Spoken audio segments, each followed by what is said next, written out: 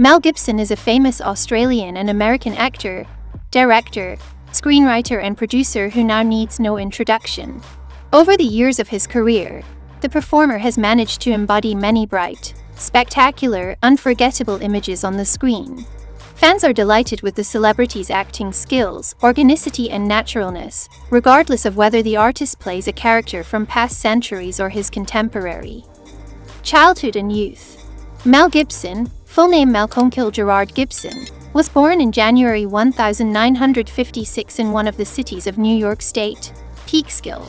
He turned out to be the sixth child in the family of Irishmen Hutton and Ann Gibson. After him, 5 more children were born. The future actor received his name in honor of Saint Mel. Gibson's parents were devout Catholics. When Mel turned 10, the family moved to Australia.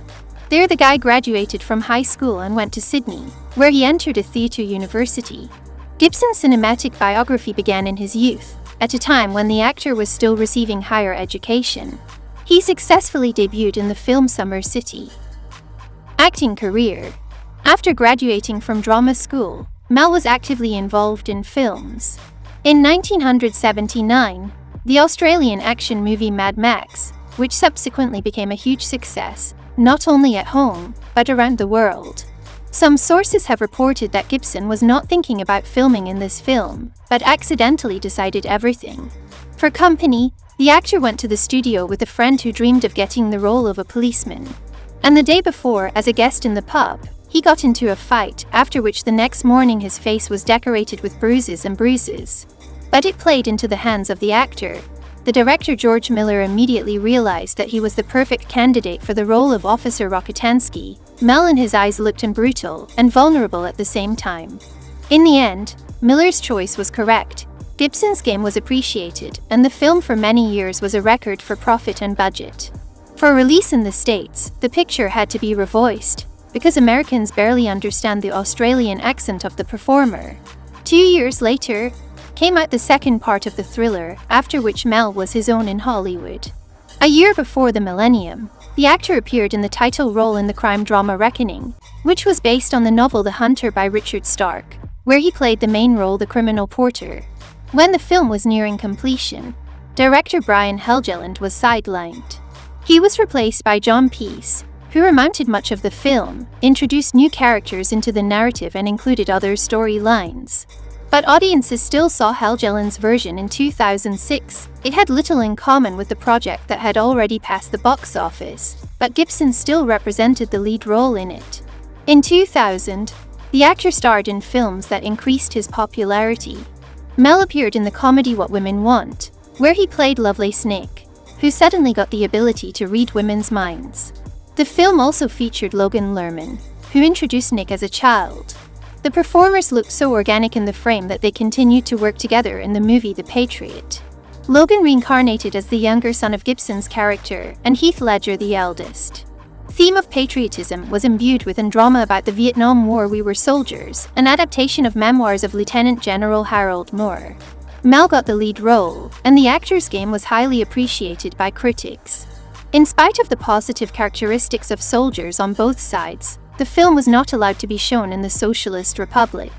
In addition, the actor Dong Duong, who appeared as the enemy of Gibson's character, was accused of treason in his homeland, and he was forced to emigrate to the United States.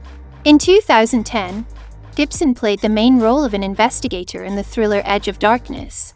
The film was a remake of the popular television series of the same name, filmed by the BBC in 1985. The same people worked on the remake and the series as director and producer Martin Campbell and Michael Waring. In 2013, the artist appeared in Robert Rodriguez's trash thriller Machete Kills, and in 2014 joined the cast of the action movie The Expendables 3, which was gradually joined by most of the stars of the action films of previous years. In subsequent years, Gibson starred, though not so often, in films of different genres, trying on both minor and major roles. Among such projects in the filmography of the artist was the comedy thriller Last Looks, in which the central character, the detective, was introduced by Charlie Hunnam. And Mel got the role of Alistair Pinch, a TV star accused of murdering his wife. Director. In the early 1990s, the artist opened his own film company, calling it Icon Productions. During these years, he tried his hand as a director. Gibson's debut film director was the picture The Man Without a Face. This project did not have much success, but it cannot be called a failure either. But the second film of a native of Australia turned out to be extremely successful.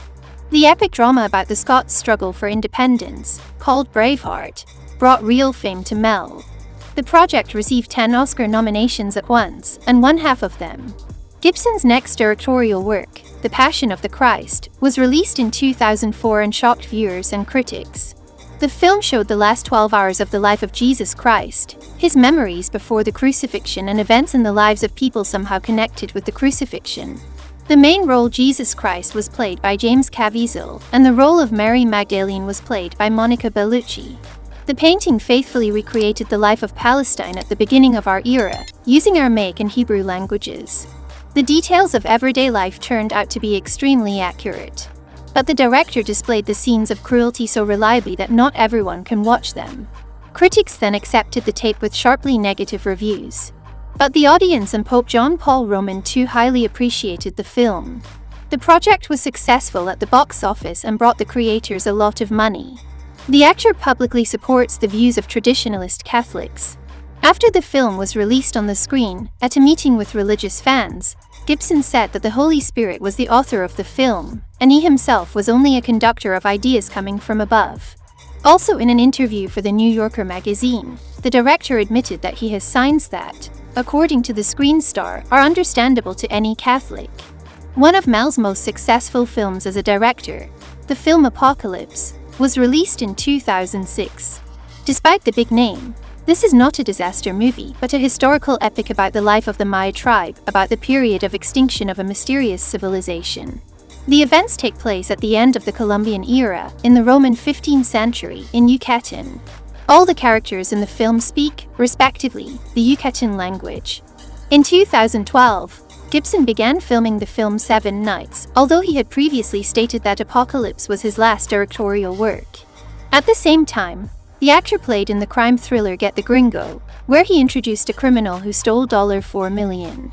In 2016, Mel Gibson's fifth directorial work, the biographical war drama Hacksaw Ridge, based on real events, was released. The film tells about Corporal Desmond Doss, a participant in the Second World War. The corporal became the first conscientious objector to receive the highest U.S. military award, the Medal of Honor. According to religious beliefs, Desmond refused to take a shooting course and generally take up arms, but escaped the tribunal and became a military orderly. The role of the corporal in the film was played by Andrew Garfield. Mel's son Milo was involved in the shooting. This is his first job in the frame. The young man followed in his father's footsteps and also decided to conquer Hollywood. In 2017, Mel Gibson was nominated for a Golden Globe and an Oscar for this work. Hacksaw Ridge received 2 Oscars for light and sound and entered the top 250 films according to the website about Cinema IMDb. Scandals involving Mel Gibson.